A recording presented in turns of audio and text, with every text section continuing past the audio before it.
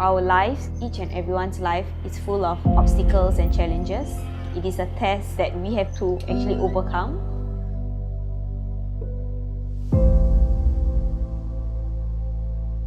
I guess we have to continue to be better each day. We have to be self-motivated, so to inspire the rest around us.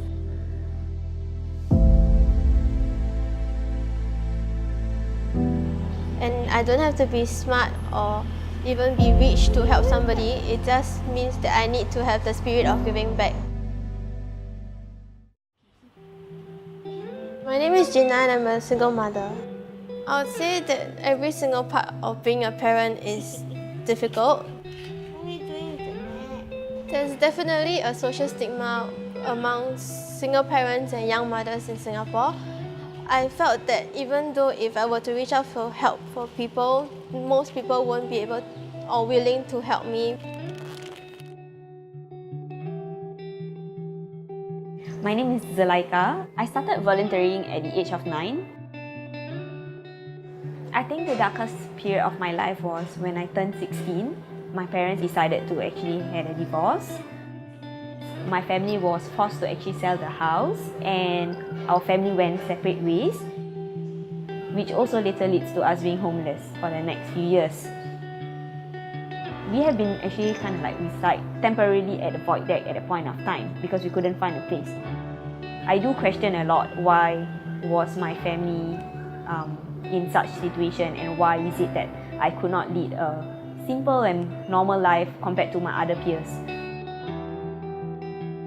My name is Melian. I love dancing. When I was 15, I began to really enjoy it. The experience of dancing with your friends and performing on stage. Shortly after I left secondary school, my grandmother had a fall.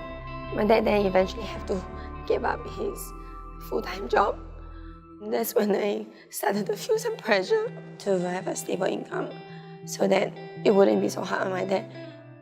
Back then when I really wanted to dance, even I myself had doubt that am I able to survive with just teaching dance?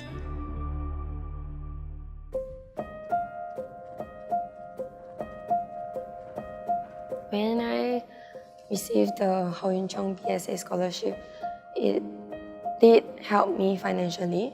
I was able to tell my father that I do not need allowance from him.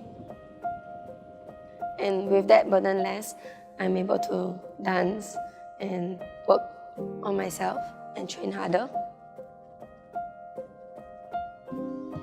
Through the scholarship itself, through the monthly allowance, I'm able to feed my entire family. So it helped me in my diet, and when I'm actually healthy and I fall sick less frequent, that's when I actually could invest more time in studying. I think my turning point was when I sat for my N-level and I didn't know what exactly to do in my life. I actually asked my older brother, so he said perhaps instead of just volunteering, why not make it into a profession? I started reaching out for help to people in Carousel. I was looking at things that I may need for my son, and most of the people, they were surprisingly willing and very helpful. And seeing that so much people were willing to help me, I started reaching out to other people who may need help.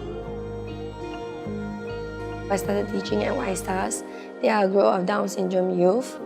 Despite of their disabilities, they themselves chose to come for dance every week. I use my blog as a medium to reach out to other young parents and new parents. I hope to make a point about young parenthood and single parents that just because we're young or just because we're alone, it doesn't mean that we cannot do what other parents can do.